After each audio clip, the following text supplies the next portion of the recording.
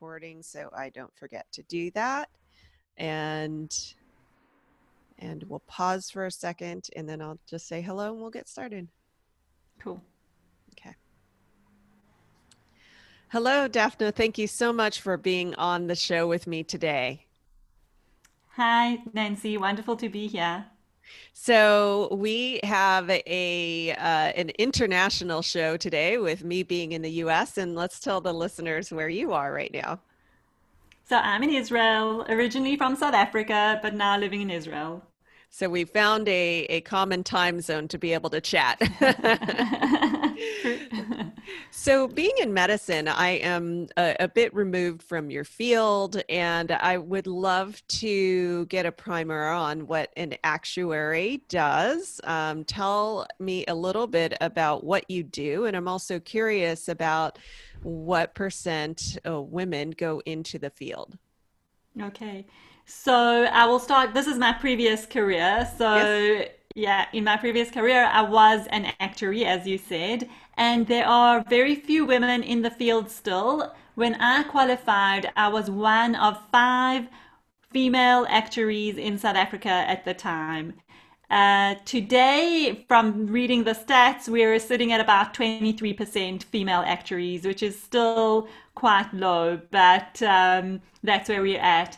And what an actuary does, it's a good question because we often get that question.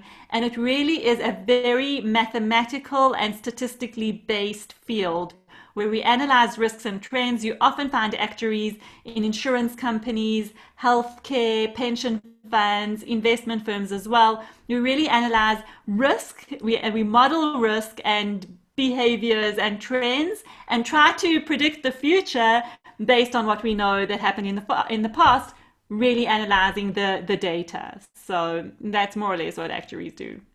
And I imagine that the numbers are low because we see in starting in junior high that in young girls and women, there is a drop off in interest in STEM fields and pursuing STEM careers. Is that what you found? Exactly, exactly. So it takes a lot to really get yourself immersed in those fields, to get motivated to study those fields. I think that today it is definitely better than when I was in those fields because when I was looking at, becoming an actuary, I'd often get the comment, well, are you sure it's not really a field for a woman to go into? I got a lot of that. So that only Right. made me more determined, of course, but Right. I think I'm the same way. And so that's where you got your start. And then you ended up pivoting into being a CEO coach, a speaker, an advisor. You're also a fellow podcaster. yes. Tell me how you made that transition. So actually, when I was working as an actuary in the corporate environment, I really noticed that there was a big gap between the focus on performance and metrics and measures, which I think are very important still for organizations. Business is business. You're there to achieve certain targets and results and metrics. However, we now know for sure today there's a much greater awareness that when you focus on developing your leadership skills and developing people around you, you actually increase the performance of business, even on those measures and targets of performance.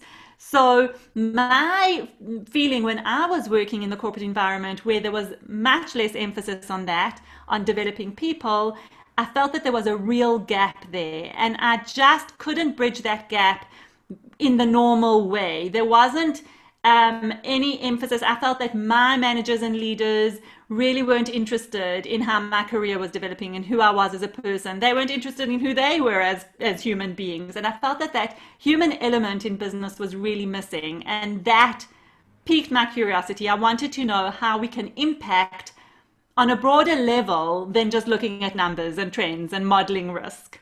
Hmm.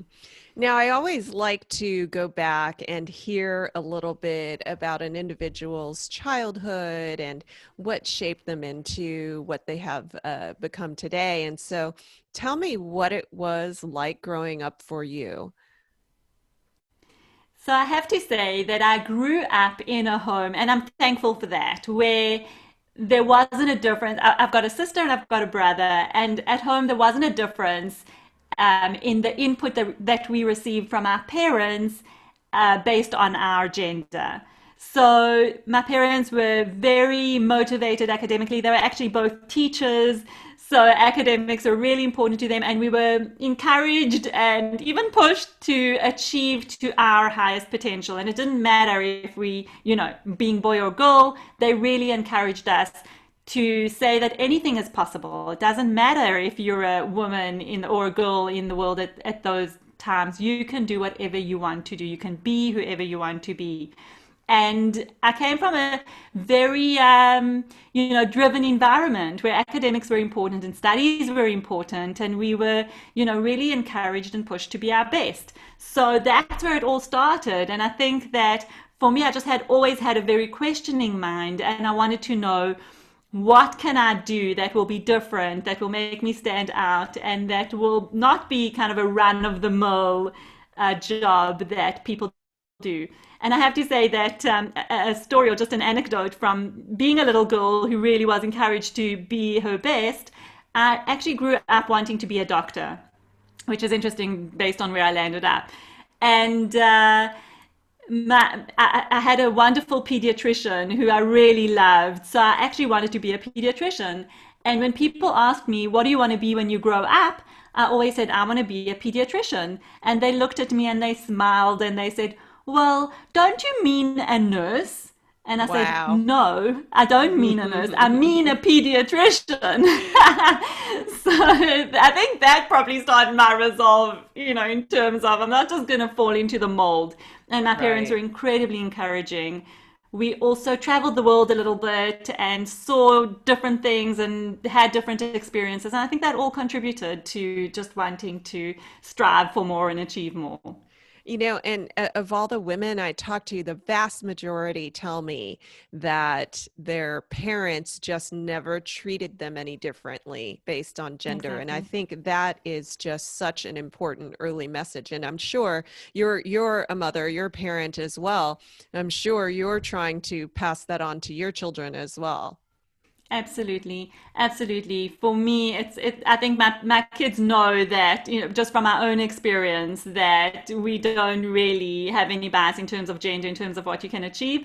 I will say that I'm also very aware of just wanting my children to chart their own path. So while we were very encouraged academically, and my kids thankfully are academically strong, I also do aim to kind of let them explore other things as well, so other talents that they might have. And I have a daughter who's incredibly musically talented, so I didn't try to push my academic leanings on her, and she's developing in that area. So I think that's also important. You can do anything, Absolutely. doesn't matter what gender you are, and it doesn't have to be academic. See where your talents lie and just develop those.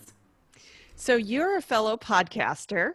I would love Hmm. it if you told me a little bit more about your podcast and what your goals are in putting this out there in the world. Yeah. Yeah, thanks for asking that, Nancy. So, I actually started my podcast when the whole pandemic started. And it really was a call for me. I asked myself, how can I contribute? I think early on we could see that this was going to change our world. I don't think we had anticipated quite to what extent or for how long, certainly not. But I definitely felt a calling as a coach and as someone who really works on developing and building leadership for the future. I felt a calling to do something that allows me to put out a message and help people navigate the complexities of the times that we're in. And that came about in terms of in the expression of the podcast. And my podcast is called Leadership Live, and it is about bringing leadership to life and also talking about how to lead in times of crisis. So it very much starts with talking about different aspects of leadership and how this is even more impacted in times of crisis. So things like decision making and motivation and Groundhog Day and procrastination and all of those things that we are really dealing with at this time. And really, it's continued for way longer than I thought. But it has evolved because I think we've all learned how to kind of accept this as a bit of the new normal, and that we need to continue to live our lives. So I'm just talking about leadership topics and actually bringing on guests to do live coaching sessions on topics that are related to leadership and business for them. So that's been an exciting evolution of my podcast as well. And that's what's happening now. So a mixture of solo episodes, live coaching, and interviews. I love that. Not only are your listeners going to come away from your podcast with something tangible and actionable, your guest will too. Certainly, they are, they are on the hot seat as well. So I think it's very brave of them to, be willing to open up their story and share some of the challenges and work through them with me. So I'm grateful to them for that, and I look forward to having you on my show soon. Yes, I'm very excited. Looking forward to it for sure. So a lot of the women that I talk to are what I consider Renaissance women, and you clearly fit the bill. I mean, you're kind of what I like to say, a Jacqueline of so many trades, and you got your start as an actuary, and now you're doing CEO coaching and speaking and writing. You also are a mountain climber, and I would love to hear a little bit about how you got into mountain climbing, the different trials and challenges that you've encountered in your hobby, your sport, and how these different trials and lessons translate to your work life or vice versa. Great question. Great question. So I'm going to start off by saying that a big part of the work that I do in developing leaders is really looking at mindset. And I love to say that I work on busting mindset myths, because I think sometimes the way we grow up, not to blame our parents, but whatever the circumstances are, we grow up with certain beliefs about ourselves and certain mindsets, which is really about our view of the world. And one of those mindsets for me, and I think I've busted a lot of my own mindset myths through my life journey. And one of those mindset myths were around me not being a sporty person. I'm not a sporty person, did not grow up with any values around sport. As I mentioned, my parents valued academics. That was the main thrust of our childhood. And sport was really nothing, it wasn't even on the radar. So I always grew up believing that I was just not sporty in any way. In fact, I hated sport. And when I used to go to school and it was a Tuesday and it was phys ed, I would often ask my mother to write me a note that I had a stomach ache because I hated swimming lessons and it was time for swimming. I just hated it. So really grew up with this idea that I am absolutely useless in sport. And at the same time, I love a challenge.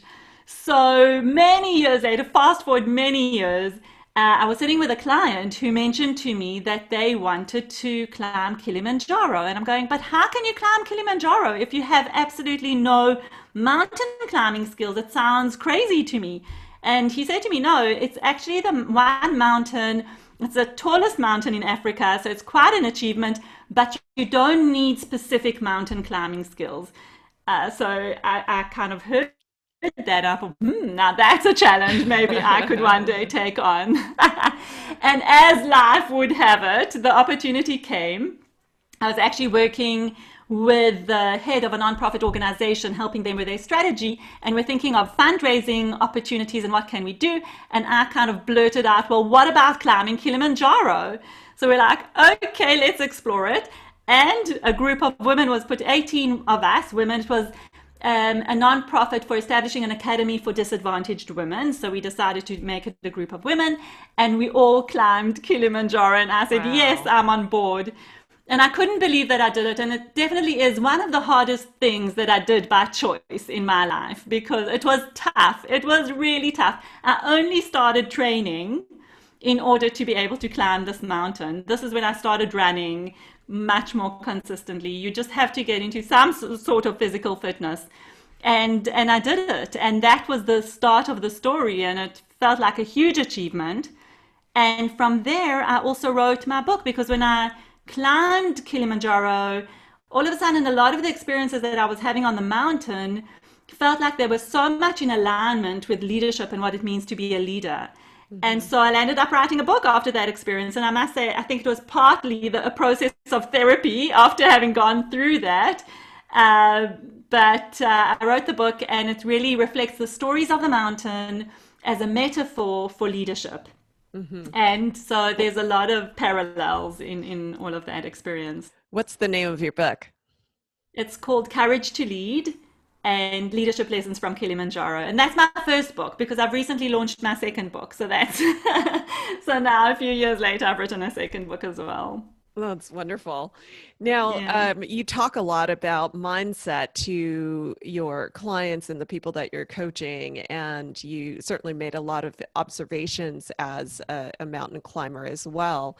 Now, can you think back to any mistakes or missteps that you've made, and instead of letting it get you down, turning it around and thinking about what you've learned from it? Do you have a good example from your own experience? Phew, so many. I mean, for sure.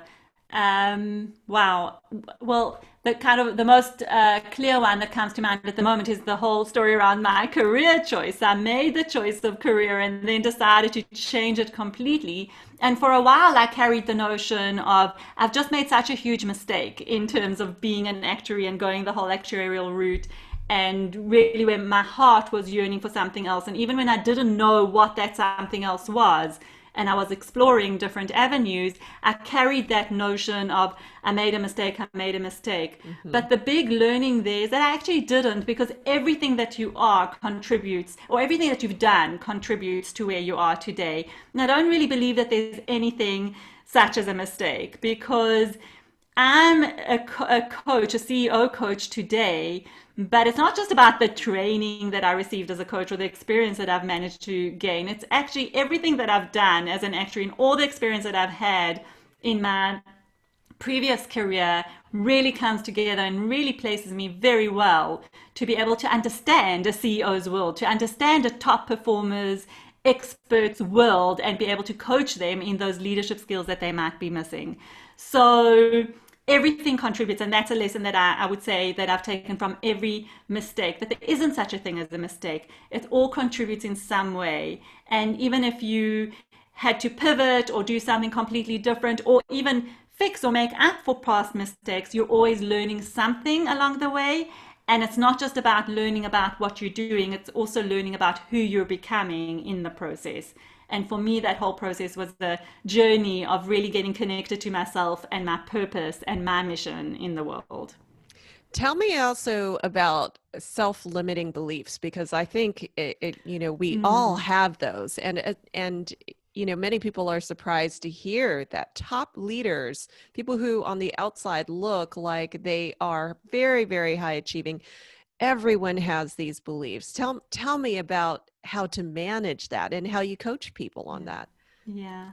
So, also a huge topic and hugely important. So, I really believe that this is really, really important work that we're doing in this world. If we can work with our self limiting beliefs and turn them or actually create empowering beliefs to replace them.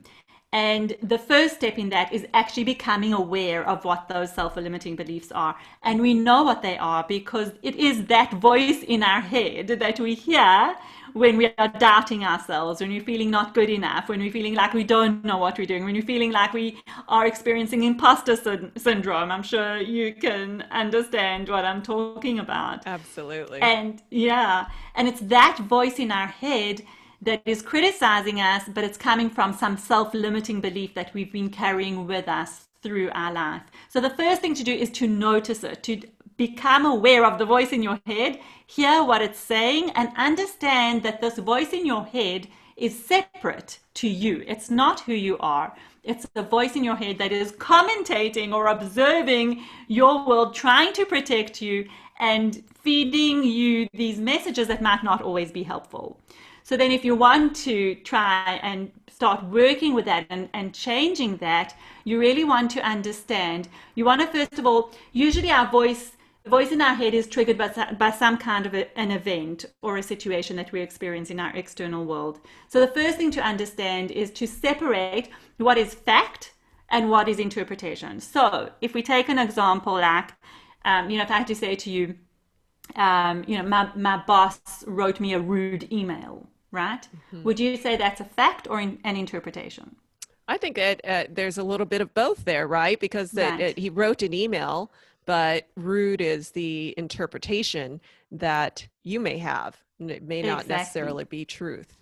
Exactly. So first separate that, exactly what you just Right. said. So the fact is he wrote me an email. Hmm. The interpretation is it's rude. Right. So now Right. that interpretation stems from whatever other experiences. That's the mindset. You have a certain frame of reference about this boss. You have a certain way of thinking about the boss. You have a certain way of thinking about you. And that all contributes to the interpretation. So you want to now say, is there another way that I can interpret this so that I can work with it a little bit better, so that it can empower me to actually have a better course of action, a better response than if I stick with my original interpretation that my brain right now is seeing as fact, which is he wrote me a rude email. Now, if you Right. just take that one step further with he wrote me a rude email, where do you go with that? Your brain Hmm. is going to go to, I'm not good enough. I did Hmm. something wrong. I can't do this work. Or it could also go to, he's an idiot. I can't stand him. I don't want to be with, it goes into all these places that either doubt you or kind of put it back on the external situation. But if we go back into the interpretation of what does this mean about me, we make it mean a whole lot of things about me that is just not true. So if we choose a different interpretation of he's having a bad day, I don't really know what's going on, but I'm not responsible for this, and separate the fact, okay, this is the email. How do I want to deal with it? What is the belief that I want to employ in my response? So if the belief is something like, I can put boundaries around whether this email is acceptable to me or not, or this way of speaking is acceptable to me or not, I can set my own boundaries. You'll have a very different response to that email than if you go with the feeling of, I'm not good enough. I did Right. something wrong. Something's Right. wrong with me. Right. Okay. And that's kind of how you start to work with it. And it's like on the tip of the iceberg, what we're talking about now. But we really want to go deep down and explore that, work with our beliefs, replace them with something that's more empowering. And that generates a response that's more powerful as well. And sometimes we just have to, for a moment, step out of our own heads, right? Stop overthinking things as well. Yeah, yeah, So you're, yeah. as we talked about earlier, you're also a mom, and so I'm curious what your take is on this quote. I've often heard this quote that women can have it all, but not all at once. What do you think about Yeah. that? Yeah. So my coach mind immediately goes into what does having it all really mean? Yep. What Having does it it all mean? is I think it's different depending on the individual, right? And I think a lot of Exactly. women Exactly. might say, oh, I need to have it all. I need to have the marriage, the house, the dog, the job, the right car, I don't know, flawless skin, all of these things. And I've always reflected on that quote as to, well, what does it mean you can't have it all at once? Does it mean that we're putting our attention into too many buckets, and so we are spreading ourselves too thin? Or is that just a myth that we can have it all? So what's your take on that? Yeah. So something about I can't you can have it all but not all at once. Is there some feeling of a bit of a compromise there? Like, oh, I have to compromise something in order to have it all. And I'm not sure that that's where it's at. Because I think if you look at what are the things that we want to have, there's always a feeling underneath that. So if I Hmm. want to have a brand new car and if I want to have glowing skin and if I want to have all of those things, there's something underneath that it will make me feel. I want to have a Right. great car. Why? It will make me feel good about myself. It will make me feel powerful. It will make me, there is something in that. You are actually, anything that you want, actually, if you ask yourself, dig a little bit deeper, you'll find that there's actually a feeling that you want to have rather than necessarily that particular item. And if we had to make a list of all of those things and really drill down to, well, what's the feeling? I'm willing to bet we will get to a core feeling that underlies all of those things. And if you can really build your experience around how do you create that feeling in your life, you can have it I all love at it. once, all at the same time, I whatever you love that. want. That's It's a all there for really you. It's all there for you, girl. Go get it. That's a really great way to think about that. Well, I would love to hear, you've given us so much advice already, but I would love to hear if you had one piece of advice for a woman who hopes to thrive in a male-dominated field, because that's a little bit our theme of the podcast. What would that advice Hmm. be? Hmm. One piece of advice, for me, it really is about building yourself from the inside. So it really is, it's about a lot of what we discussed today. Hmm. So believe in yourself. Know that the voice of self doubt or the imposter syndrome is normal and that it doesn't actually say who you are. And if you can have practices that ground yourself, that help you to believe yourself and help believe in yourself and help you to build yourself from the inside, then absolutely anything and everything is possible. And it's not for men to tell us what is or isn't possible, or for anyone outside of our experience. It's for us to determine that and then to just go and get it. I think I need to print that out and put it on my bathroom mirror. I love it. I love it. Awesome. I know our Thank you. listeners would love to keep up with you and everything that you're doing. You're so dynamic. Where can our listeners find you online?